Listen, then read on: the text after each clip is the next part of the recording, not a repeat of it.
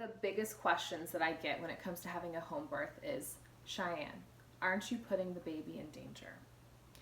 Well, hopefully after watching the previous video, you now understand why giving birth in a hospital can be absolutely thwarting to the entire process of giving birth. Because when you're not relaxed, your body will not easily open up. And oftentimes problems or complications that lead to danger are created when we force our body into those situations. In a quiet, peaceful, and familiar environment, your body will allow itself just to open up and just release the baby naturally. So a lot of the complications that occur in a hospital are then prevented when you give birth at home. Furthermore, know that when you give birth at home, you're not alone. You now have the opportunity to choose your own team of experts and ones that you like. For instance, midwives or doulas who are actually trained birth professionals who very often have delivered up to thousands of babies while also caring for the mother months and months before the birth.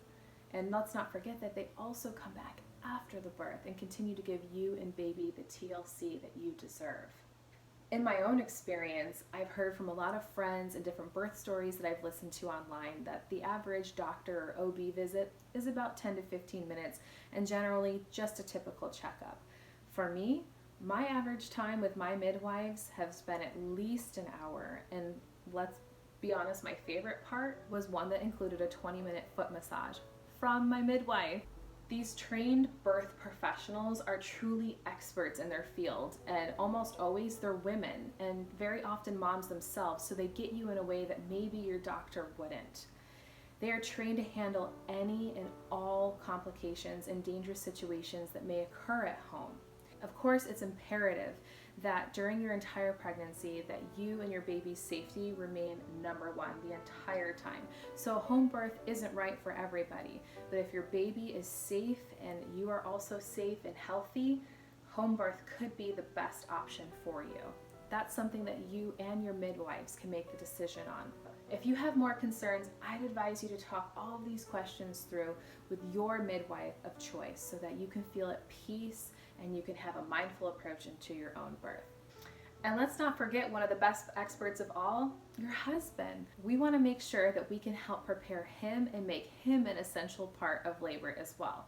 Believe me, there are many ways in which you can involve him pre-birth, during birth, and after to be one of your best birth advocates. Besides your own environment and delivery team, there's also a lot that you can do, mama, to get your body ready for labor. You can prep with workouts, you can do pelvic floor exercises, and yoga. Now, we've all heard the phrase, right? If you fail to plan, you plan to fail. It's the same thing when it comes to birth. Here at Claiming Motherhood, we embrace a more proactive approach than a reactive approach so that you really understand and you really come to feel what you can have when you're prepared, including a team, home birth equipment, insurance concerns, and all of those other things involved. When preparing your body, there's specific stretching, pelvic floor exercises for before and after birth. They're actually not the same.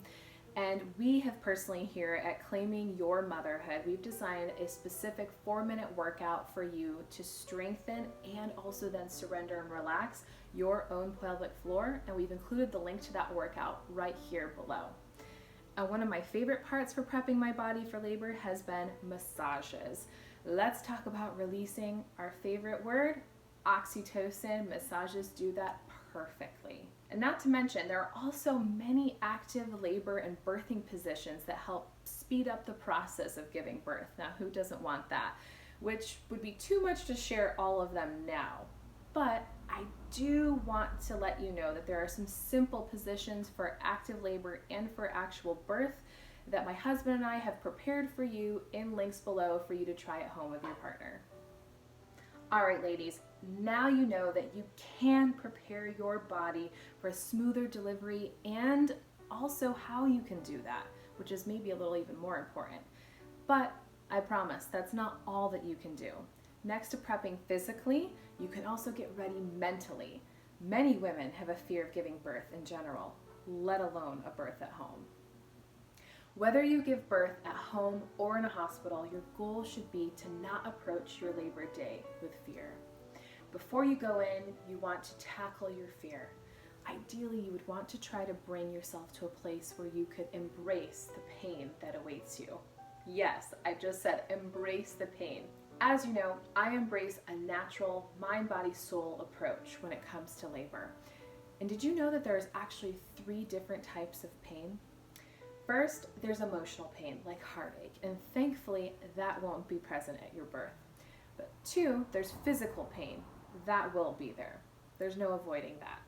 And 3, there's mental pain. Now that's more of when you're resisting pain and you're not wanting to feel pain, and that actually, in fact, makes it feel bigger and more than it has to be. So actually, all of this talk of all this different type of pain and mental prep reminds me of running a marathon. And actually, when we think about it, is it really that different?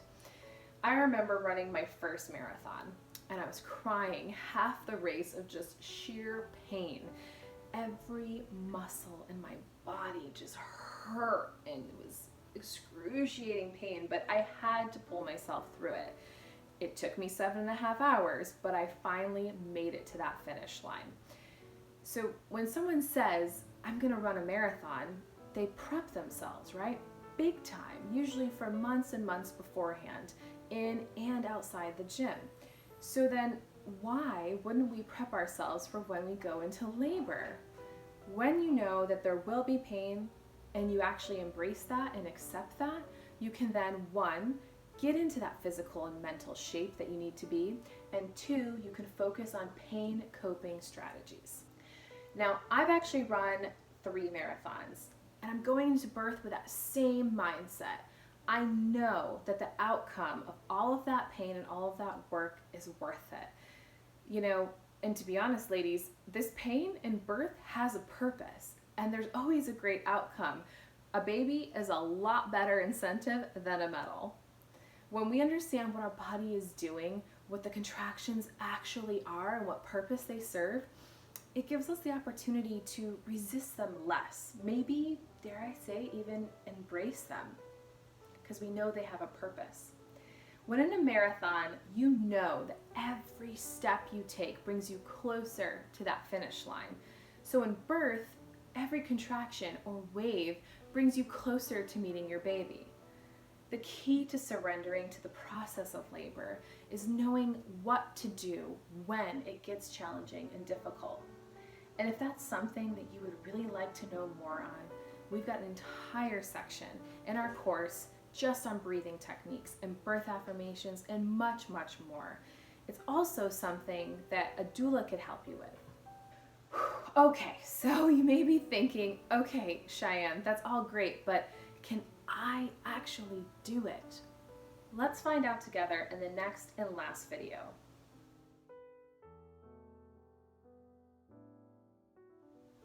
Hey ladies, thank you so much for watching. If you guys want to interact some more, have more questions, please feel free to reach out. I've listed all of my social media below, and I would love, love, love to hear from you and hear your own empowering birth questions or stories.